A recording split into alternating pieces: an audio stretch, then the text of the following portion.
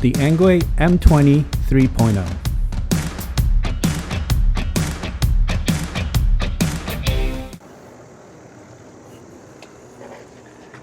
Hello everyone, welcome to Brian Unboxed. In this video, we're going to look at the ENGWE M20 3.0 electric bike. Here's a look at how the bike comes in when it's delivered. It's packaged well with a lot of foam protecting it. There's a bit of assembly required and the user manual helps, but the company does have a good video online. Inside it comes with a charger, user guide, tools, pedals, and light. So here's the bike fully assembled. The assembly process was straightforward. There's a great video that the company provides on the website.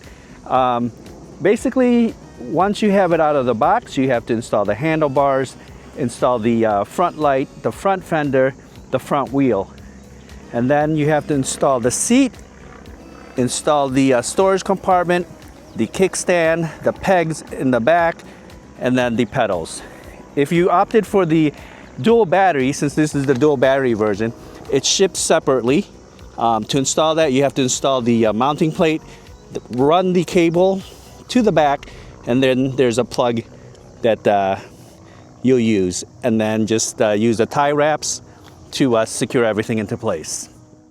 Going over some specs, this has an aluminum alloy frame, 750 watt rear hub motor, 3300 watt peak power with 120 newton meters of torque, 60 volt 20 amp hour lithium batteries both for single and dual battery options, 180 mile range on pedal assist 1, 40 mile per hour top speed, 20 by 4 inch fat tires, 5 pedal assist levels and a twist throttle, Shimano 7-speed, 3.5 inch TFT display, hydraulic disc brakes, front and rear suspensions, front and rear lights and fenders. It weighs in at 102 pounds and has a max load of 330 pounds. I walked through around the bike. You have the front light. You got these dual lights in the front, very bright. You got the front fender, the hydraulic disc brakes, the 20 by 4 inch fat tires, and then towards the middle you have your battery compartment. And if you opted for the dual battery, you also have the dual battery to the right of it. You have a storage compartment here, foot pegs on the back, and then you got the hydraulic disc brakes in the back, rear fender, rear light, and then here you can see the 750 watt motor. Looking at the handlebar area, you have your brake levers on both sides, controls on the left, gear shifter, twist throttle, and then you have a nice big LED display. As far as the suspensions, this has a front suspension and it also has a rear suspension. All right, just a little bit of an overview of the battery. So this is the dual battery version. It comes with the 60 volt 20 amp hour battery. The primary battery is here, and there's this nice metal cover, and it's magnetic, very strong magnets. So to access that, you just want to pull. You can see the magnets here, and then you'll be able to remove the battery, or you can charge it on the bike, so whatever you prefer. Just ensure that you have the bike in the on position when you're powering it up. And then another neat feature, you have this storage compartment in the front. It has a key so you can lock it.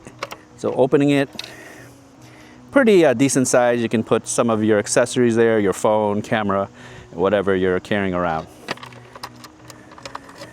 And then the seat, of course, you got this nice long saddle. You can carry an extra passenger if you want because it has the foot pegs on the back. So to power up the bike, make sure you have the battery in the on position. This is the dual battery, so you're gonna have these two switches. Once you have that in the on position, there's a power button here on the left side. So hold that down. And then the default passcode is just 000, all 4 zeros. So just press the mode button to hit enter, and then it will bring up the screen. So you got a nice bright display here. Pressing the mode button, you're gonna toggle the trip, odometer, the time, max speed, and the average speed. And then pressing the plus button on the left here, it's gonna increase the pedal assist 1 through 5, and pressing the minus will decrease it. Hopefully you can see the display and it's not flickering. If it is flickering, it's just due to the camera settings. You also have the light button here and turn signal, so I'm just gonna hold it down to turn on the light, and then I'll activate the left side here.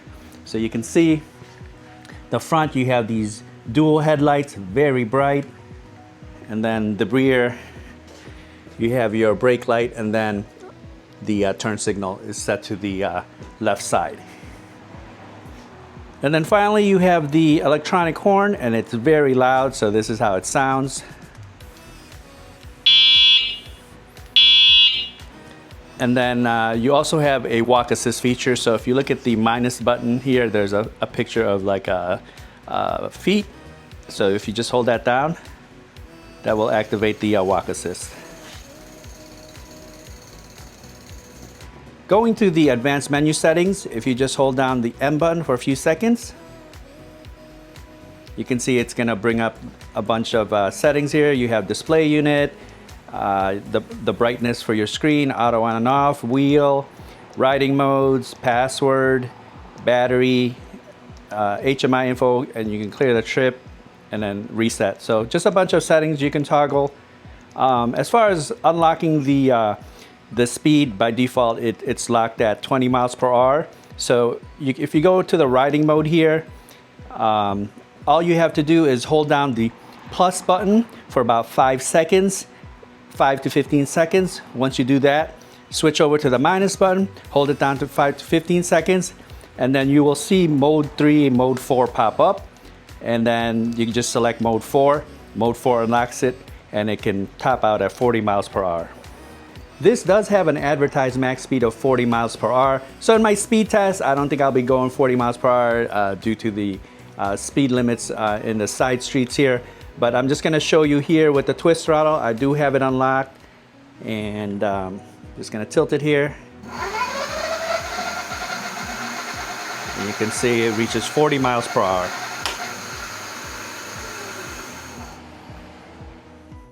Now I'll show some footage of the bike in use. I'll test it out on rough terrain, show the different pedal assist levels, throttle, test the brakes, see how it does uphill, downhill, and then give my thoughts. Now I'm gonna do the rough terrain test. I'm gonna take it down this trail, and it's very bumpy. You can see the trail, it's all uneven, and then there's a bridge over there and the wooden planks, it's very rough, and then I'll take it into the grass. So let's see how it does. All right, here we go, rough terrain test. And this does have the front suspensions along with the rear suspensions, and it also has a lockout feature. So currently I have the lockout feature off, so it should go to work. All right, here we go, rough terrain test.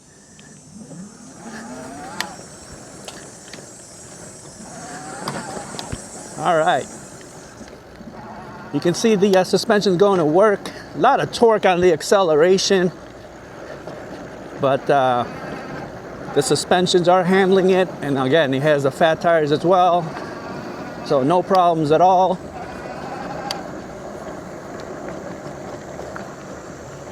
All right, we'll take it up this bridge here. Again, very rough here with the planks. Nice and smooth.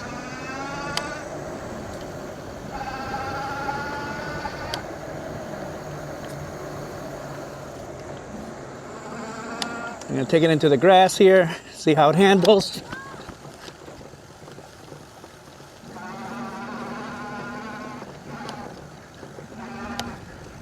Bit of an incline in the hill here. No problems at all.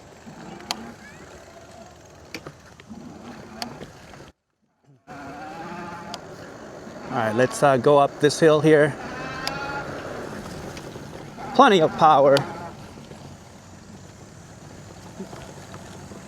Able to make the transitions with no issues from the grass to the trail here. All right, now we'll just test out the pedal assist. It has 5 levels, so you can go 1 through 5, and then it tops out at 40 miles per hour per the specs. So I'm probably just gonna bring it to probably 3, and let's see how fast that goes. Again, we are on the side street. I don't want to push it to 40. So let's just see how responsive it is, and then after that, we'll just do the twist throttle. So we'll go with pedal assist 1. You can hear the motor kicking in there. And then there's a lot of torque here. So we're up to 16 miles per hour, just like that. Moving to pedal assist 2. Feel the torque. So about 20 miles per hour, 21. Moving to 3. At 26, 27.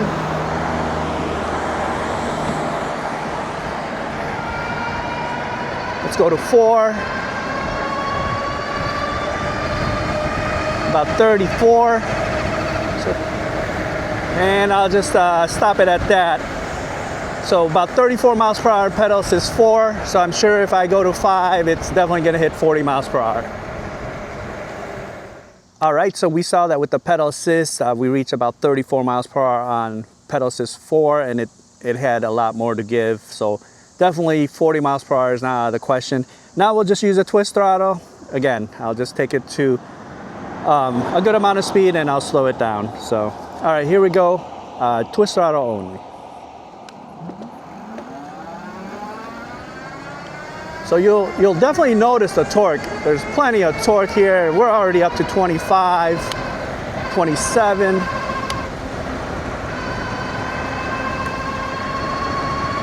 There is an incline here and it's handling it with no problems. 31.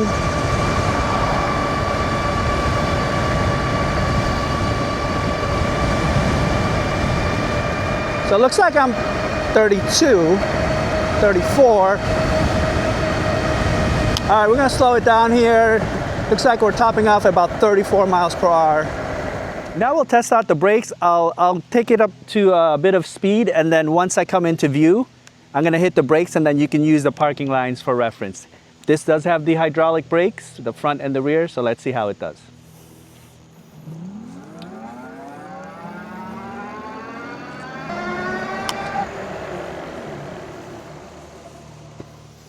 Okay, pretty decent grab there. You know, it came to a complete stop in a pretty short distance. The bike is a little bit on the heavy side, but the hydraulic brakes work. Now for the uphill test, we saw with the speed test we reach about 34 miles per hour. This road has a nice gradual incline. Let's see what we begin to climb at, and then if we lose speed or maintain the speed. After that, we'll do the downhill test. All right, here we go, uphill test.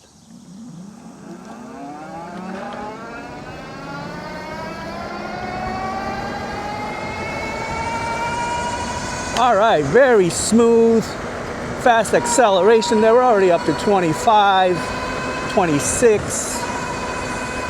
So we're gonna begin the climb at 27, holding 27, getting more speed here at 29, 30. All right, I'm just gonna let it glide here. A little bit of downhill into the turn.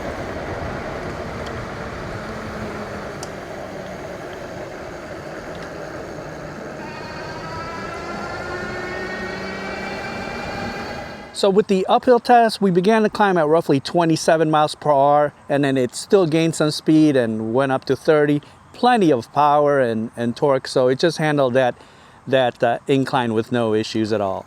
Now let's do the downhill test. Let's see how it handles, and then I'll probably have to slow it down as we reach that midpoint area. All right, here we go, downhill test.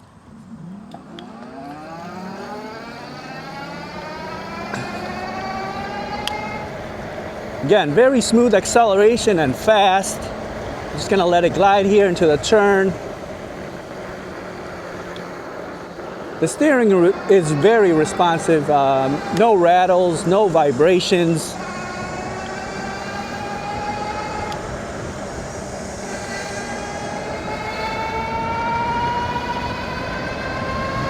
And we're just back up to speed just like that, 30 miles per hour.